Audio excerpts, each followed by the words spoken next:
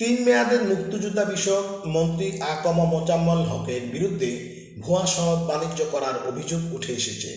কমপক্ষে ৫ থেকে ৭ লাখ টাকা এবং সরকারের ঊর্ধ্বতন কর্মকর্তাদের ক্ষেত্রে ১ থেকে ২ কোটি টাকার বিনিময়ে ভুয়া সনদ দিয়েছেন তিনি।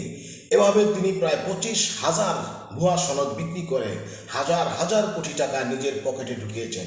এমন অভিযোগ ৭১-এর সম্মুখ সারির একাধিক মুক্তিযোদ্ধা।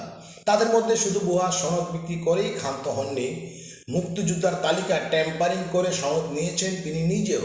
২০২৩ সালে উচ্চ আদালতে রিট পিটিশন করেন জাতীয় মুক্তিযোদ্ধা কাউন্সিল জামুকার সদস্য এবং জাতীয় মুক্তিযোদ্ধা ফাউন্ডেশনের মহাসচিব খ.ম আমির আলী।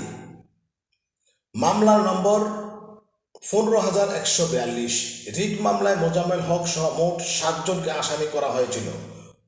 সূত্রটি হল যুগান্তর পত্রিকা, ২৩শে ফেব্রুয়ারি ২০২৫ সাল।